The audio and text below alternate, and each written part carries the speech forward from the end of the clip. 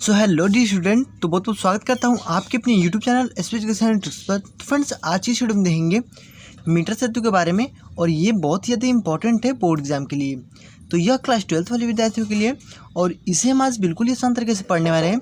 इसमें जो रचनाएँ हैं इसकी और जो उसकी कार्यविधि है उसको भी हम बहुत ही ईजिली यहाँ पर समझने वाले हैं, वो भी बेसिक कॉन्सेप्ट के साथ। तो वीडियो को पूरा देखिएगा, और क्योंकि ये बहुत ज़्यादा इंपॉर्टेंट है और ये बोर्ड एग्जाम में आपसे 5 नंबर का जो क्वेश्चन इससे पूछता ही है। तो ये 5 नंबर का बोर्ड एग्जाम में आपको पूछेगा, तो आज आप इसे बहुत ही आसान तरीके से समझ जाने वाले हैं। बस इस वीडियो को पूरा देख लीजिए, तो आपको इसमें कोई भी दिक्कत नहीं रह जाएगी। चलिए देख लेते हैं और समझते हैं इसको आसान तरीके से। तो इसके पहले अगर आप हमारे चैनल पर नए हैं, सब्सक्राइब कर लीजिएगा, साथ में नोटिफिकेशन बेल कॉल पर जो से क्लिक कर दीजिएगा, क्योंकि हम आपके लिए ऐसे ही हेल्पफुल वीडियोस लाते रहते हैं। चलिए देरी न करते हुए करते हैं वीडियो को स्टार्ट विदाउट बकवास। तो चलिए देख लेते हैं मीटर सेतु के बारे में। तो देखिए, सबसे पहले मैंने यहाँ पे डायग्राम जो कि बना के रखा हुआ है आपको बहुत ही बढ़िया तरीके से समझाने के लिए, और मैं आपको गारंटी देता हूँ यह वीडियो पूरा देख लेते हैं तो मीटर सेतु में आपको कोई भी दिक्कत नहीं रह जाने वाली है। तो चलिए समझ लेते हैं कि मीटर सेतु होता क्या है। तो देखिए, इसमें मैंने कुछ यहाँ पे थोड़ा सा इसके एक्स्ट्रा चीज़ों को लिख करके रखा हुआ है कि ये क्या है मीटर सेतु, इसके बारे में पहले समझ लीजिए। तो ये क्या है कि मीटर सेतु व्हीटस्टोन सेतु पर आधारित एक उपकरण है। ठीक है, क्या है? एक व्हीटस्टोन सेतु, जो हमने इसके पिछले वीडियो में देखा था हमने व्हीटस्टोन सेतु के बारे में, जो कि बहुत ज़्यादा इंपॉर्टेंट है। तो अगर आपने उसको नहीं देखा है तो लिंक डिस्क्रिप्शन में, आप वहाँ जाकर उसको देख सकते हैं। चलिए समझ लेते हैं।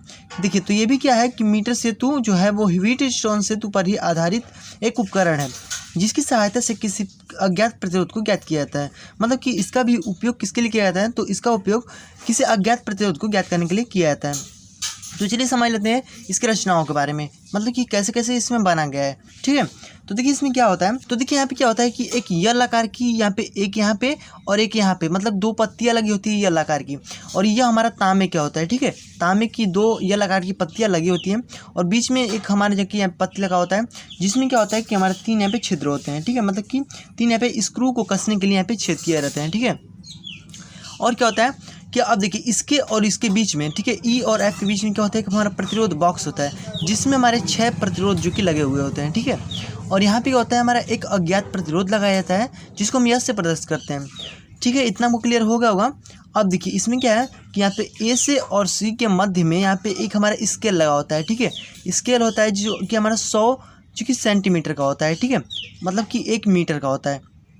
ठीक है, ये 1 मीटर लंबा तार होता है। ठीक है, मतलब कि इसको जो कि 100 सेंटीमीटर तक या जो कि इसमें दिया गया रहता है, लिखा होता है। ठीक है, ऐसे 1 2 3 4 5, ठीक है, 100 सेंटीमीटर तक ऐसे लिखा होता है।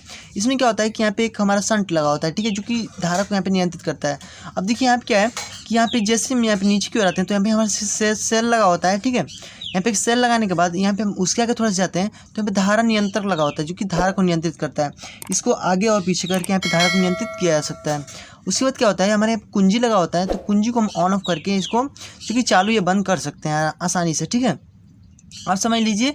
देखिए अब इसमें क्या है कि यहाँ से और यहाँ तक, मतलब कि अगर हम ये जो शंट है हमारा, इसको हम आगे पीछे घिसकाते हैं। ठीक है, घिसकाएंगे जब, तो यह हमारा जहाँ पे मतलब सट जाएगा। ठीक है, वहाँ पे हमारा एक मतलब कि जहाँ जिस बिंदु पर सटेगा वो उस बिंदु का नाम क्या है, बी है। ठीक है, अब वो कहीं भी सटे, तो यहाँ से ए से और जहाँ पे भी सटे वहाँ तक की दूरी एल है।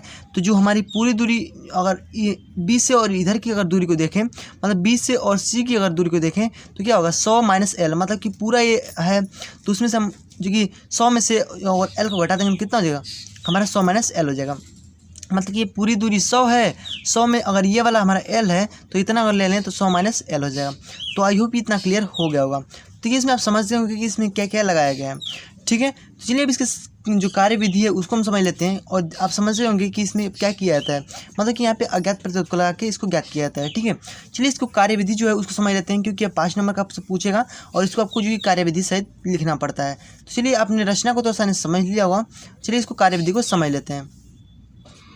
तो अब देखिए इसका कार्यविधि क्या है। ठीक है, कार्यविधि में क्या किया जाता है कि इसके मतलब कि ये कैसे कार्य करता है। ठीक है, देखिए क्या है हमारा कि प्रतिरोध तार के अज्ञात प्रतिरोध S, जो अज्ञात प्रतिरोध होता है उसको S से प्रदर्शित करते हैं। और ये आप हमेशा याद रखिएगा, अज्ञात प्रतिरोध मतलब S को ज्ञात करने के लिए परिपथ को चित्र अनुसार जोड़ते हैं। ठीक है, तो क्या होता है कि अज्ञात प्रतिरोध ज्ञात करने के लिए क्या करते हैं, तो परिपथ को चित्र अनुसार, जैसे हमने आप जो ऊपर जो चित्र को देखा है उसके अनुसार इसको जोड़ते हैं। उसके बाद क्या है हमारा कि अज्ञात प्रतिरोध वाले तार को सी व डी के बीच में जोड़ते हैं। अब उसको समझ लीजिए कैसे, ठीक है। तो देखिए अज्ञात प्रतिरोध, जो अज्ञात प्रतिरोध वाला तार है हमारा, उसको यहाँ पे सी और डी के मध्य में जो कि जोड़ते हैं, ठीक है। ये आप ध्यान देते रहिएगा, ठीक है। अब देखिए क्या होगा हमारा कि तथा एक प्रतिरोध बॉक्स ई व एफ के मध्य रिक्त स्थान में जोड़ते हैं, ठीक है। और एक प्रतिरोध बॉक्स को क्या करते हैं, तो ई व एफ के मध्य में रिक्त स्थान जो हमारा बचा हुआ है उसके जो कि वहाँ पे जोड़ते हैं, ठीक है। मतलब क्या है, ई और एफ के बीच में जो हमारे रिक्त स्थान बचा हुआ है उसमें हम प्रतिरोध बॉक्स को जोड़ देते हैं। मतलब कि इसमें हमारे लगभग 6 के प्रतिरोध लगाए जाते हैं, ठीक है। तो ये हमारा जो कि यहाँ पे प्रतिरोध बॉक्स लग जाता है, तो हमारा ई और एफ के मध्य। तो उसके बाद क्या हमारा कि बिंदु ए व सी के बीच एक सेल, एक धारा नियंत्रक तथा एक कुंजी को जोड़ते हैं, ठीक है। जैसे कि मैंने आपको बता दिया, यहाँ पे एक हमारा सेल है और ये एक हमारा धारा नियंत्रक है और ये कुंजी है, ठीक है। इसको हमने जोड़ दिया है। उसके बाद क्या है, जब सर्पी कुंजी ए व सी के बीच के किसी बिंदु बी को छूता है, मतलब कि जो हमारा सर्पी कुंजी, सर ये क्या है हमारा सर्पी कुंजी, मतलब कि सरका सकते हैं कहीं भी, ठीक है। जब ये हमारा छूता है तो वहाँ पे हमारा क्या होता है, मतलब किसी बिंदु पर, कोई भी बिंदु हमारा हो सकता है, मतलब कि जहाँ पे छुएगा उसे हम क्या बोल सकते हैं, बी बिंदु, ठीक है।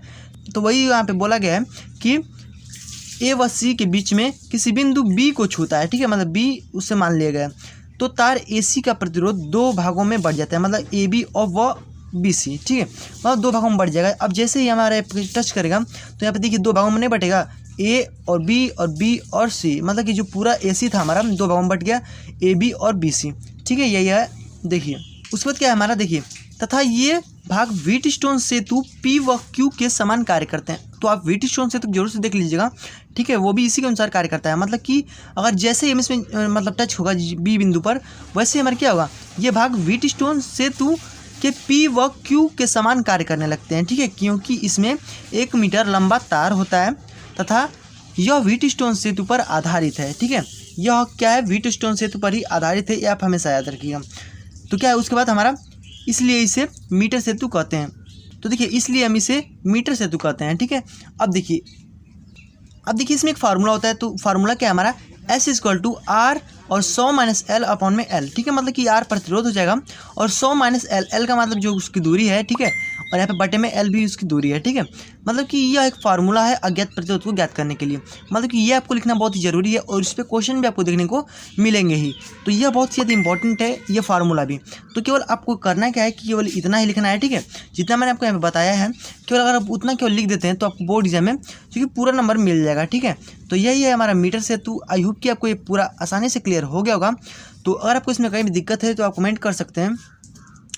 तो अगर आप हमारे चैनल पर नए हैं, सब्सक्राइब कर लीजिएगा, साथ में नोटिफिकेशन बेल पर जोर से क्लिक कर दीजिएगा, क्योंकि हम आपके लिए ऐसे ही हेल्पफुल वीडियोस लाते रहते हैं। तो फ्रेंड्स अब मिलते हैं इसके नेक्स्ट वीडियो में, तब तक के गुड बाय, जय हिंद एंड वंदे मातरम।